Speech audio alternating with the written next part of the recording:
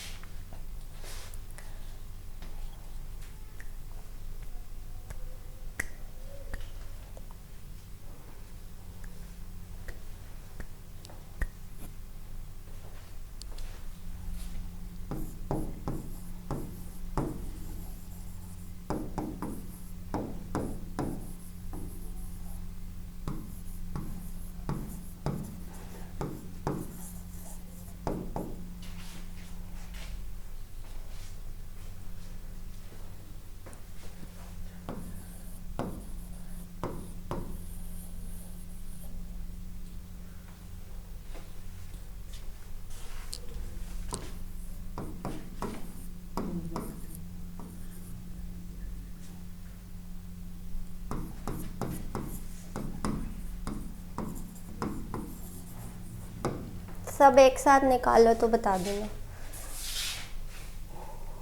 पाई की वैल्यू पता है ना क्या होती है।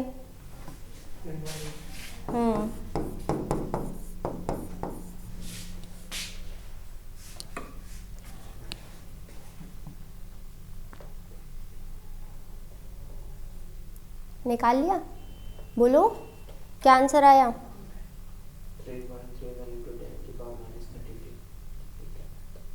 3.3, हाँ आगे क्या बोला आपने, मीटर। आपका सेम है, ठीक है, ठीक है। चलो अब आप ये क्वेश्चन लिख सकते हो, लिख लो, सॉरी ये हेडिंग डाल लो।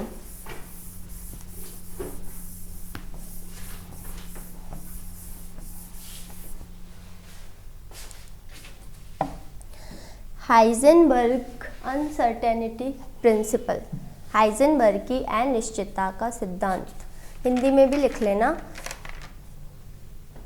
Heisenberg uncertainty principle.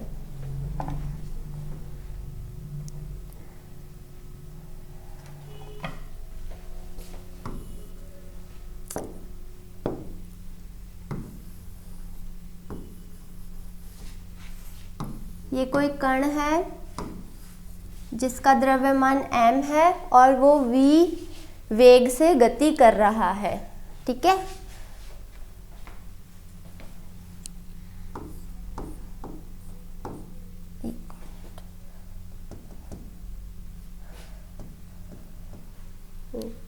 अब इसके पहले लैंग्वेज लिखो।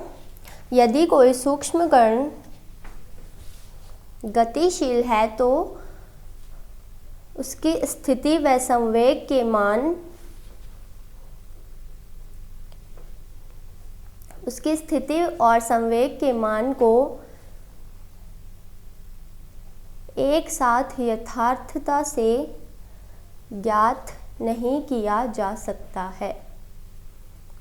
एक साथ यथार्थता से ज्ञात नहीं किया जा सकता है।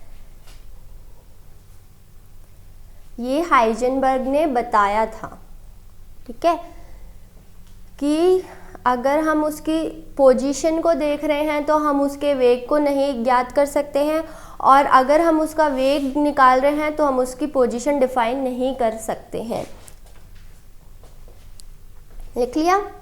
अब लिखो, यदि किसी कण की स्थिति में अनिश्चितता, यदि कोई कण की स्थिति में अनिश्चितता डेल्टा x है और संवेग में अनिश्चितता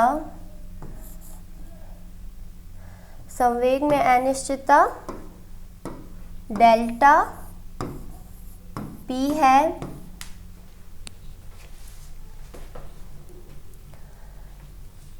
तो इसका गुणनफल h/4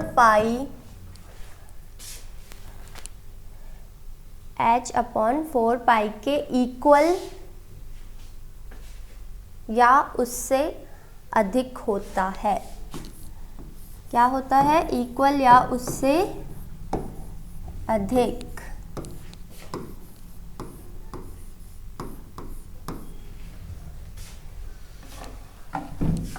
आपको कोई प्रॉब्लम है तो अब मुझे बता सकते हो, ऐसे मत बोलो, खुल के बोलो।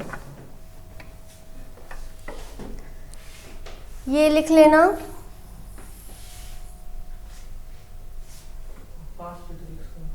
क्या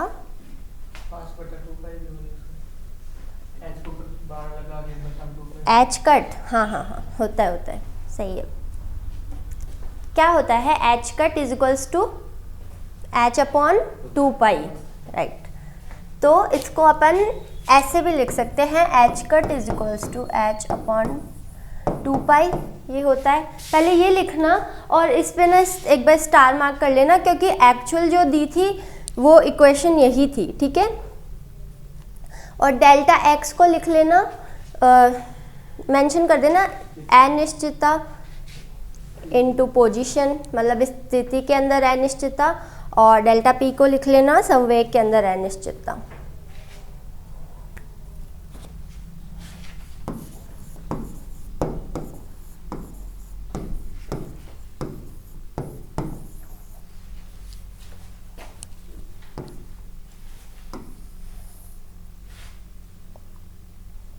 लिख लिया। अब लिखना h cut is equals to h/2 pi, अब लिखना है ना। पहले लिख चुके हो क्या? तो थोड़ा सा एक बार नीचे लिख लेना, फिर ये फॉर्मूला लिख लेना।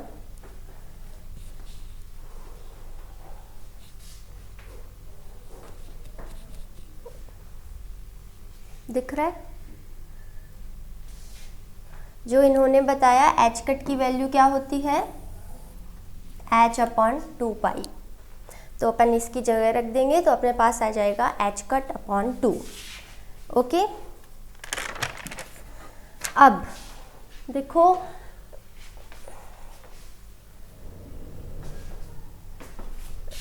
अपन इसने बोला है कि हम ना तो पोजीशन को, मतलब पोजीशन को और वेलोसिटी को एक साथ नहीं निकाल सकते। तो एक बार लिखना, delta p is equals to 0, delta p is equals to क्या लिखोगे? 0। तो डेल x क्या होगा?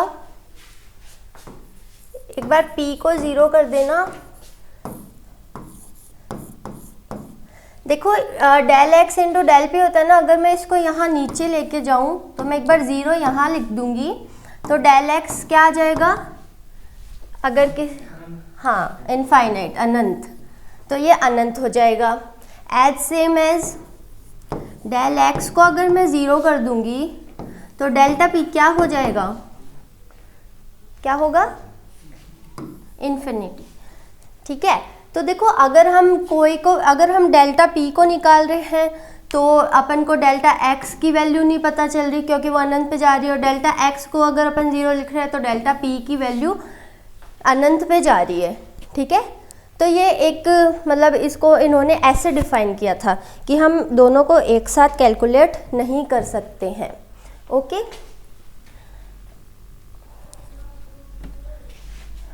ये इतना लिख लेना,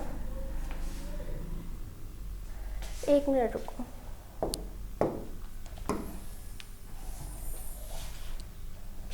लिख लिया?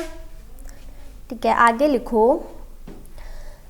देखो एक अपन इलेक्ट्रॉन बनाते हैं, ये एक इलेक्ट्रॉन है और ये एटम है। ऐसा सा डायग्राम बना लो। जब इस पे अपन लैम्डा तरंगदैर्ध्य की इलेक्ट्रॉन को एनर्जी देते हैं, क्योंकि देखो अपन को इलेक्ट्रॉन की पोजीशन देखनी है, एक एटम के अंदर अपन को इलेक्ट्रॉन की पोजीशन देखनी है कि भाई वो है कहाँ। तो अपन इसको थोड़ी सी लाइट देंगे। इलेक्ट्रॉन क्या है? सूक्ष्म कण है, छोटा सा पार्टिकल है ना इलेक्ट्रॉन, हाँ या ना? लैम्डा समानुपाती होता है 1/e के। तो जब एनर्जी देंगे तो लैम्डा कम होती है। अगर अपन ने लैम्डा एकदम थोड़ी सी इसके ऊपर अपन तरंगदैर्ध्य डालते हैं, इसकी पोजीशन को देखना, अपन को क्या करना है? इलेक्ट्रॉन की पोजीशन, अपन इलेक्ट्रॉन की पोजीशन को देख रहे हैं, ठीक है।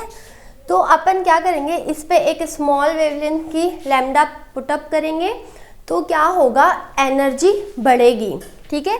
एनर्जी क्या होगी? बढ़ेगी। तो उसकी वेलोसिटी क्या होगी? एनर्जी बढ़ती है तो वेलोसिटी क्या होती है? हाँ हाँ बोलो बोलो, सही है, ठीक है। लिखो, अगर एनर्जी बढ़ती है तो वेलोसिटी भी इंक्रीज होती है। अब वेलोसिटी इंक्रीज हो गई तो पोजीशन निकाल सकते हो या नहीं? बताओ। इलेक्ट्रॉन तो लगातार गति कर रहा है, कैसे पता चलेगा तुम्हें उसकी पोजीशन क्या है? नहीं कर सकते ना।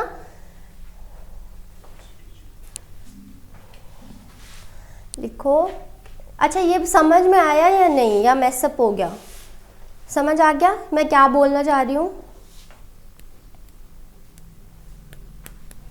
तो उसकी पोजीशन हम ज्ञात नहीं कर सकते हैं। ये होता ही है, P = m × v, ठीक है, क्योंकि P = m × v होता है। इसीलिए देखो, हम ना तो उसकी पोजीशन, इलेक्ट्रॉन लगातार गति कर रहा है, इलेक्ट्रॉन को थोड़ी सी भी एनर्जी मिलेगी ना तो वो बाहर निकल जाता है। और देखो, ये लगातार गति कर ही रहा है, इसका वेग है कुछ ना कुछ, इसलिए हम इसकी पोजीशन नहीं निकाल सकते। तो ये प्रूफ हो गया है यहाँ पे कि हम दोनों चीज़ों को एक साथ ज्ञात नहीं कर सकते। इसमें किसी को कोई प्रॉब्लम है? वापस समझाऊं? बताओ। नहीं? ठीक है, तो आगे लिखो, क्वेश्चन लिखो। क्वेश्चन किसी इलेक्ट्रॉन की वेग में अनिश्चितता, इतना ही था, है ना, ये हाइजेनबर्ग का प्रिंसिपल था, वो इतना ही है। तो किसी इलेक्ट्रॉन की वेग में अनिश्चितता 0.01% है। देखो, ये क्वेश्चंस वैसे तो नहीं पूछे जाते हैं, लेकिन वो जो मैं बताई थी ना 10 क्वेश्चंस आते हैं जो 1.5 नंबर के होते हैं, उनमें कभी कभार आ जाते हैं। तो और वैसे भी आपने को आगे के लिए प्रिपेयर रहना है, तो अपन को क्वेश्चंस आने चाहिए, बिकॉज आप बीएससी में हो, है ना। तो 0.01% है, तथा इलेक्ट्रॉन 3 × 10⁴ मीटर पर सेकेंड से गति कर रहा है, 10⁴ मीटर पर सेकेंड से गति कर रहा है।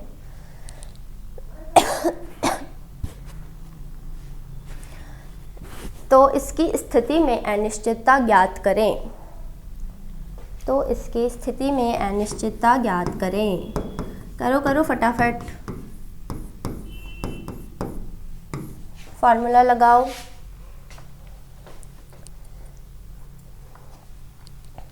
और आंसर्स मुझे जल्दी जल्दी बताना।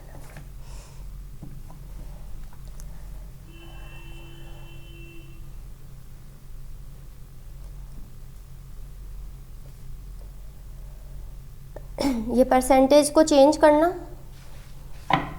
परसेंटेज में दिया हुआ है ना, ये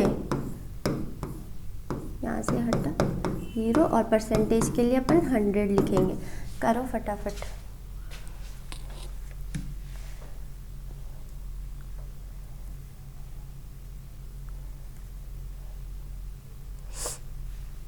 इलेक्ट्रॉन का मास पता है ना कितना होता है? बताओ। 9.1 इंटू 10 टू द पावर, कोई नहीं बोल रहा अब, है ना, -28 ग्राम लिखना।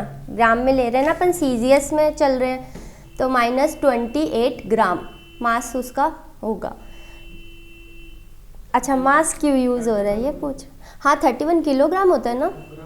हाँ तो अपन सीजीएस में चल रहे हैं ना, यहाँ पे मीटर है, सेकंड है, तो फिर आपको इसे भी ग्राम में लेना होगा, तो -28 ग्राम लिखना।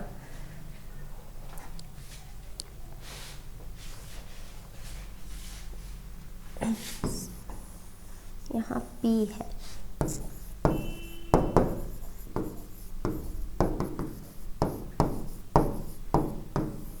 अब आ जाएगा आपका आंसर इजीली, है ना, आ जाएगा ना अब। तो ये फॉर्मूला यूज़ होगा, उसको P को तो mv लिख ही सकते हैं। अब निकाल दो, वेग भी है, मास भी है,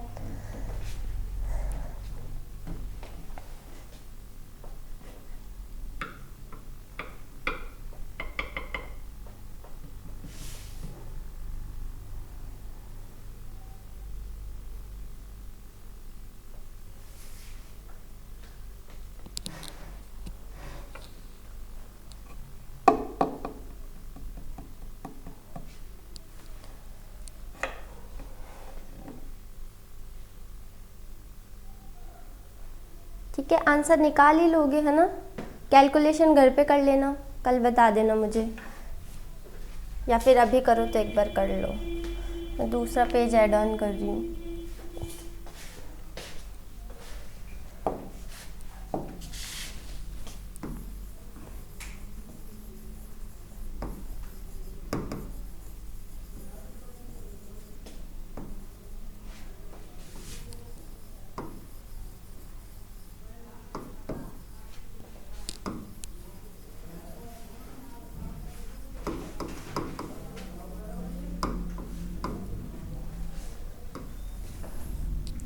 नेक्स्ट टॉपिक क्या है अपना?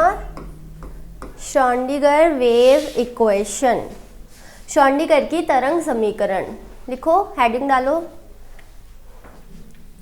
श्रोडिंगर की तरंग समीकरण।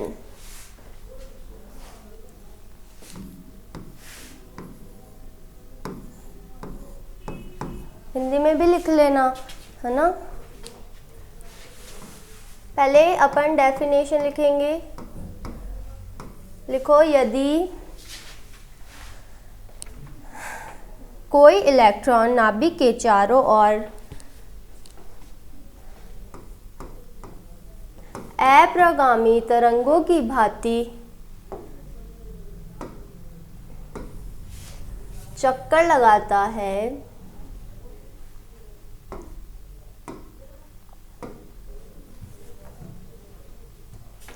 अप्रगामी तरंगों की भांति चक्कर लगाता है,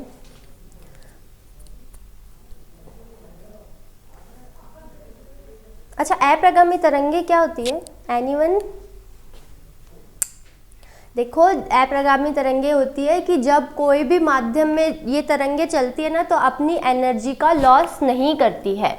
मतलब आपने बोर का तो पढ़ा ही है ना। देखो ये, एक मिनट, एटम है, यहाँ पे इलेक्ट्रॉन है।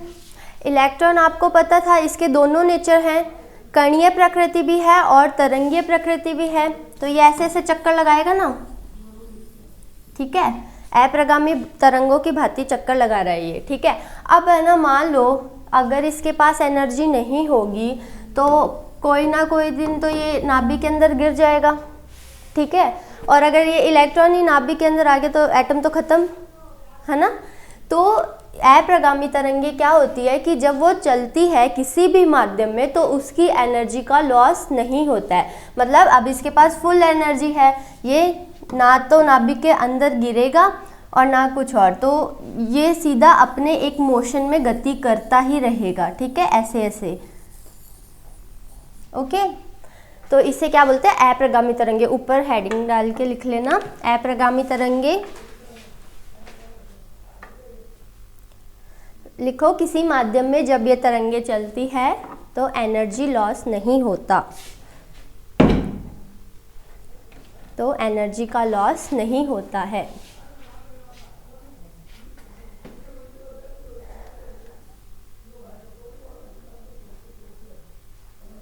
लिख लिया?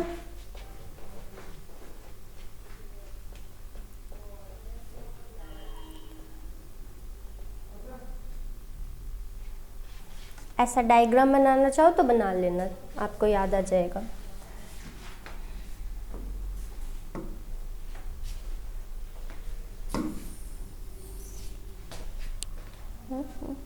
क्या हुआ? अब लिखो, श्रोडिंगर ने अप्रगामी तरंग समीकरण और डी ब्रॉगली समीकरण, अप्रगामी तरंग समीकरण और डी ब्रॉगली तरंग समीकरण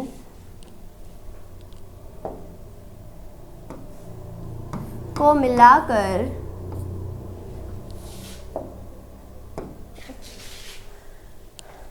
एक इक्वेशन दी, जिसे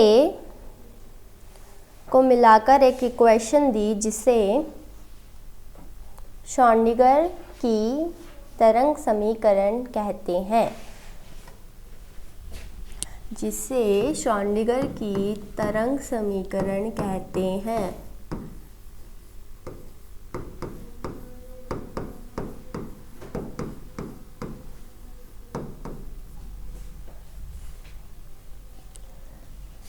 अब लिखो अप्रगामी तरंग समीकरण।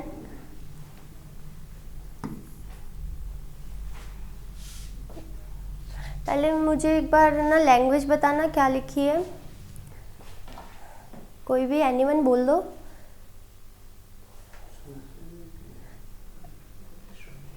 श्रोडिंगर ने अप्रगामी तरंग समीकरण व डी ब्रॉगली तरंग समीकरण। नहीं, इसके ऊपर क्या लिखाया था एक बार बताना। यदि कोई इलेक्ट्रॉन नाभिक के चारों ओर अप्रगामी तरंग के भांति चक्कर लगाता है तो, हाँ बस, तो इसके बाद कुछ नहीं लिखा है ना, ठीक है, लगाता है ही लिख लो, वो तो काट देना, ठीक है, लगाता है, बस इतना ही है कि अपन को ये जानना था कि इलेक्ट्रॉन अप्रगामी तरंगों की भांति चक्कर लगाता है तब भी उसकी एनर्जी का लॉस नहीं होता है, ठीक है। फटाफट लिखो अप्रगामी तरंग समीकरण, ये समीकरण लिखो।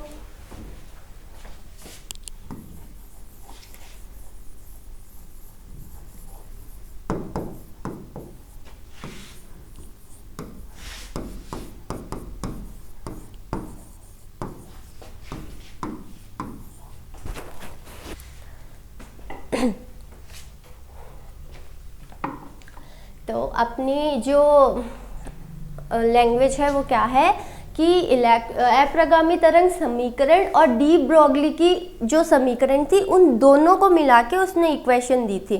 तो पहले दोनों लिखेंगे ना, दोनों लिख दो। फर्स्ट उसको इक्वेशन नंबर 1 दे देना, इसको इक्वेशन नंबर 2 दे देना। अब from equation 2 put the value of lambda in equation 1। समीकरण 2 से लैम्डा की वैल्यू उठा के किस में रखेंगे, समीकरण 1 में। और ये वाली है ना, फिजिक्स में पढ़ोगे अप्रगामी तरंग समीकरण, तो वहाँ प्रूफ करवा दी जाएगी, सर से पूछ लेना।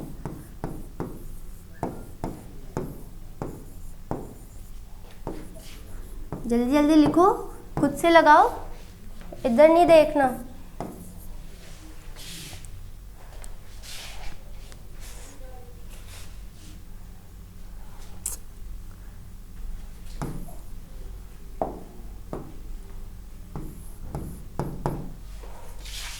यही आ रही है, डन, ठीक है, अब लिखो वी नो दैट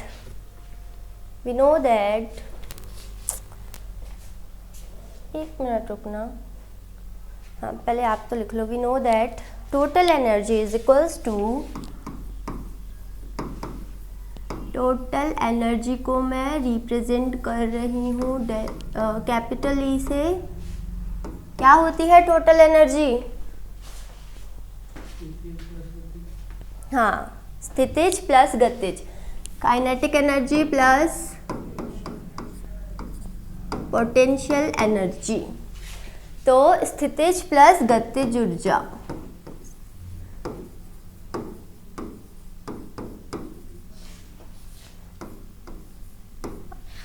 आ जाएगा ये। अब देखो v को इधर लेके आओ,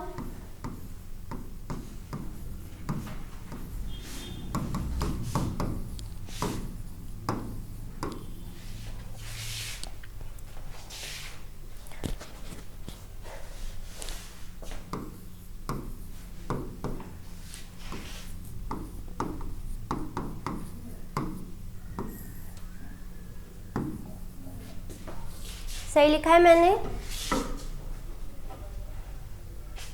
और इसको ना अपन ने क्या दिया था, इसको इक्वेशन नंबर 3 देनी है पहले वाली को, ठीक है। इक्वेशन नंबर क्या लिखनी है? 3। नेक्स्ट पे इसको दे दो इक्वेशन नंबर 4, ठीक है। इसको इक्वेशन नंबर क्या बोलोगे? 4। अब लिखो v स्क्वायर की वैल्यू इक्वेशन नंबर 3 में लिखने पे, इक्वेशन नंबर 3 में लिखने पे लिखो जल्दी लिखना। v स्क्वायर की वैल्यू इक्वेशन नंबर 3 में लिख दो। मुझे देखना पड़ेगा। 4 पाई स्क्वायर साइन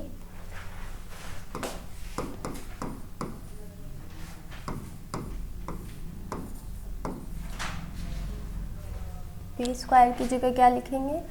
स्पेस नहीं है, 1 मिनट रुको, पहले मैं वीडियो ऑफ कर, कट कर दो।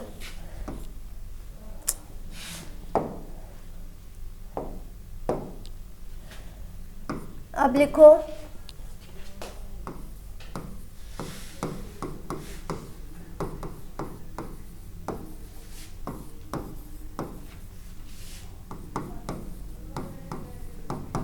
अब बताओ कुछ, बताओ गड़बड़। 2 को इधर इंटू कर दूं तो लिख देना।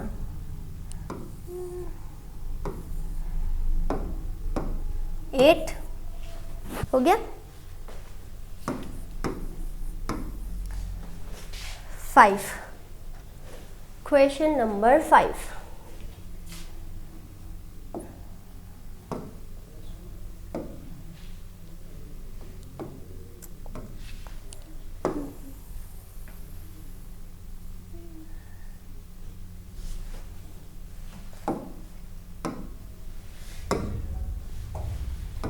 क्या है ये? शॉन्डिगर की वेव इक्वेशन है ये। लिखो नीचे, दिस इज शॉन्डिगर वेव इक्वेशन। अच्छा, कोई मुझे ये बताएगा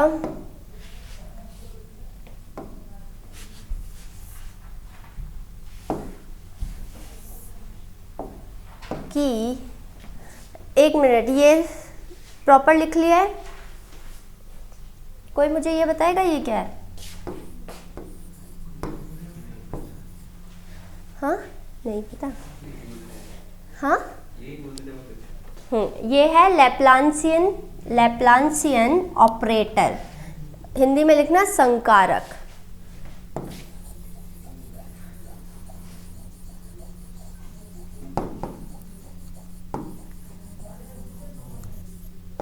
साइंटिस्ट का नेम था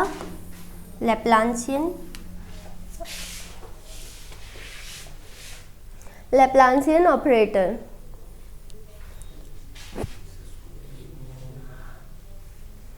हाँ, ये स्क्वायर पूरा, इस पूरे को बोलते हैं लैप्लासियन संकारक। संकारक हिंदी में भी लैप्लासियन ही रहेगा और ऑपरेटर को संकारक। ये साइंटिस्ट ने दिया था। अब अपन देखने वाले हैं ये होता क्या है। देखो, आपसे श्रोडिंगर वेव इक्वेशन पूछे ना, अगर 3 नंबर में तो उतना ही लिख के आना है, ठीक है। अब अगर आ गई 5 नंबर में तो यहाँ से स्टार्ट कर देना। देखो ये ना अपन 1D के लिए निकालते हैं ना, तो अपन क्या लिखेंगे, del square upon del x square लिख देना आगे 4 1D। 1D मतलब 1 वीमी है ना। और जब 3D के लिए निकालेंगे तो क्या लिखेंगे बताओ, ये तो एक ही दिशा थी, बताओ बताओ। एक्स वाई जेड तीनों आ जाएंगे ना फिर 3D के लिए। आपको कुछ पूछना?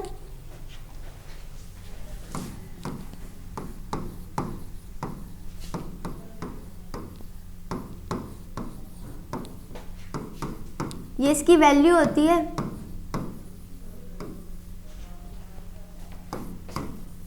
फिजिक्स में पढ़ लोगे वैसे। वो है 3D के लिए 3 वीमी और ये है 1D के लिए 1 वीमी फॉर 3D, जो इसकी वैल्यू होती है। अगर आपसे कोई पूछे कि श्रोडिंगर वेव इक्वेशन की वैल्यू आपको 1 वीमी के लिए लिखनी है, तो जो लैप्लासियन संकारक की वैल्यू लिख दोगे, है ना। और अगर 3D के लिए पूछे तो जो डेल स्क्वायर है उसकी जगह ये लिख देना, ठीक है। अब दोनों की वैल्यू लिखो जल्दी जल्दी। अब मैं आपको बोल रही हूँ फॉर 3D लिखो, for 3D Schrodinger wave equation लिखो, लिखो फटाफट, इसकी वैल्यू लिख देना।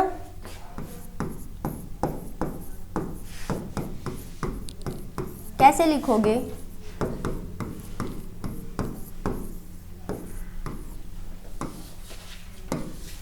For 3D Schrodinger wave equation is, पहले तो ये पूरी वैल्यू लिखनी है, फिर क्या आएगा, क्या बच गया था आगे, साई बचा था, है ना। खुद से लिखो 8 पाई, आगे क्या था 8 पाई स्क्वायर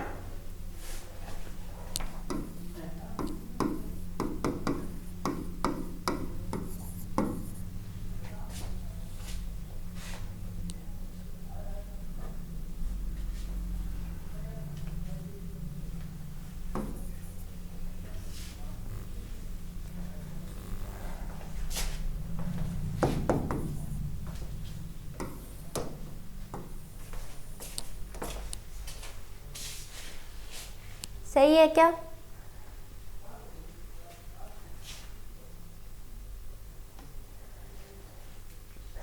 बताओ। 1D के लिए खुद से लिखो, for 1D Schrodinger wave equation is. अच्छा, अब एक क्वेश्चन पूछूंगी मैं, है ना, रेडी रहना। और वो क्वेश्चन रीट के पेपर में आया है। पूरी इक्वेशन पढ़ ली है आपने, सब कुछ पहले लिख लो।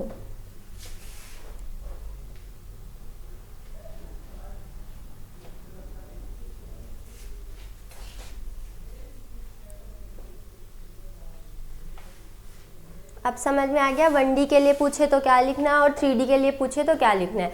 अब question for all of you, बताओ यहाँ V क्या है, इस इक्वेशन में V क्या है, कब से V लिख रहे हैं, वो क्या है, स्थितिज ऊर्जा। तो पता है कभी कभार कंफ्यूज करने के लिए पूछ लेते हैं, क्योंकि V को अक्सर लोग वेलोसिटी पढ़ते हैं, बट यहाँ हमने क्या लिया है, स्थितिज ऊर्जा। तो E लिखो, E is equals to total energy. E क्या है यहाँ पे, टोटल एनर्जी। M क्या है, मास ऑफ इलेक्ट्रॉन, और खुद से वैल्यू लिख लेना मास ऑफ इलेक्ट्रॉन की। एच है प्लैंक कांस्टेंट, एच क्या है, प्लैंक कांस्टेंट है। बाकी क्या बच गया,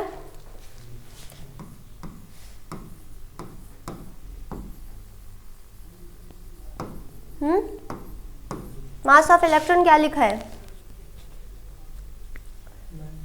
हाँ मास ऑफ इलेक्ट्रॉन की वैल्यू लिख ली ना।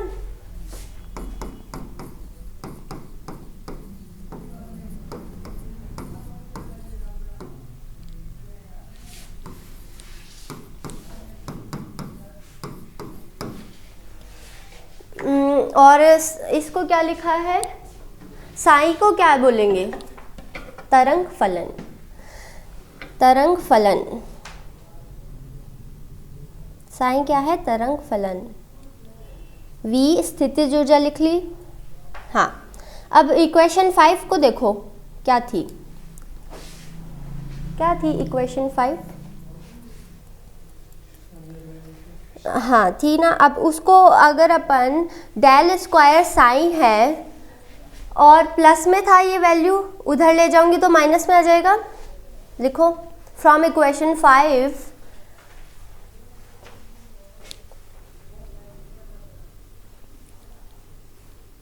ये वाली इक्वेशन लिख लेना।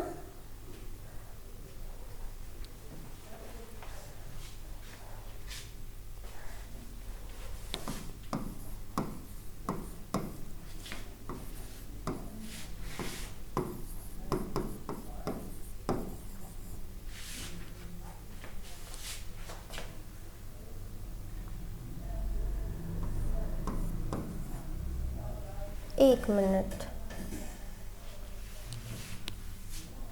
फ्रॉम इक्वेशन साई तो ये हो जाएगा, हाँ अब इसको इधर लेके जाना पूरे को, ठीक है।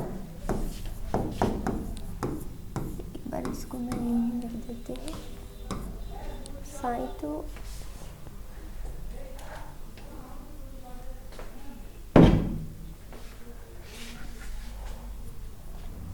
कुछ गड़बड़ हो गई क्या,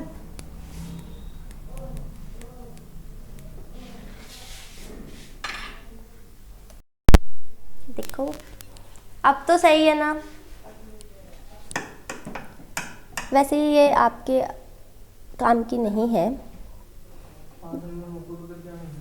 हाँ पूरा कर कारण है।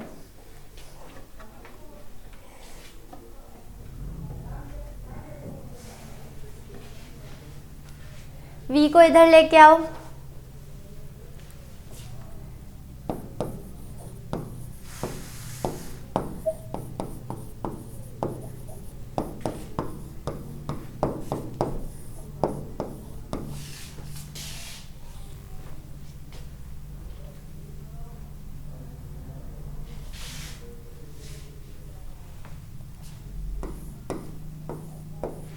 अब कोई नहीं बोला, मैंने साइन कम लिख दिया, एक बार ज़्यादा लिखते तब बोल देते हो। यही आ रहा है क्या, दिख तो रहा है ना नीचे, दिख रहा है, साई कॉमन ले लो।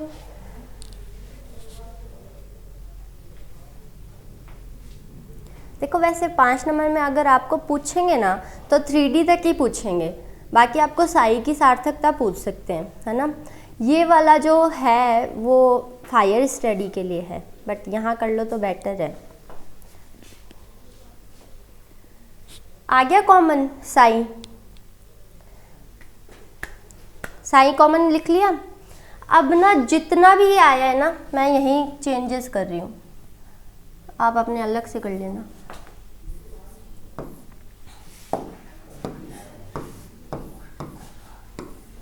जोर से बोलो, है ना। ये आया ना, इस पूरे को अपन क्या बोलते हैं, ये जितना भी आया है इस पूरे को अपन बोलते हैं एच कैप, हैमिल्टोनियन ऑपरेटर। लिखो एच, मतलब इस पूरे को ऐसे करके लिख लेना, एच कैप, साई छोड़ देना। ये जो पूरी वैल्यू है इसको अपन इंक्लूडिंग माइनस क्या लिखेंगे, एच कैप, ठीक है, एच कैप। तो ये पूरा क्या हो जाएगा, एच कैप साइन, ये आ रहा है एच कैप साइन, क्या आ रहा है, क्या हो गया सही से सही काट दिया। अरे वाह, साइन से साइन काट दिया। तरंग फलनी उड़ा दो, है ना। इसको लिखना हैमिल्टोनियन, हिंदी में भी हैमिल्टोनियन ही बोलते हैं, संकारक और ऑपरेटर।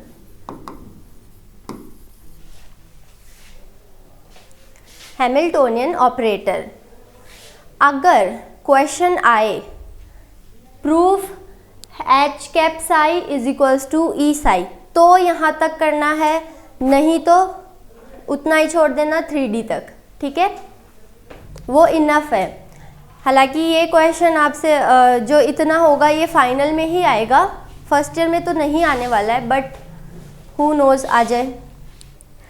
हैमिल्टोनियन ऑपरेटर की वैल्यू क्या थी, ये वाली पूरी, ठीक है। अब लिखो, अच्छा पूरा समझ में आ गया है आपको, तीनों को हो गया। अब लिखो साइन की सिग्निफिकेंस, साइन की सार्थकता, हिंदी में सार्थकता। तो ये अभी कल पढ़ेंगे, ठीक है। कल अपन साइन की सार्थकता से स्टार्ट करने वाले हैं। वेट,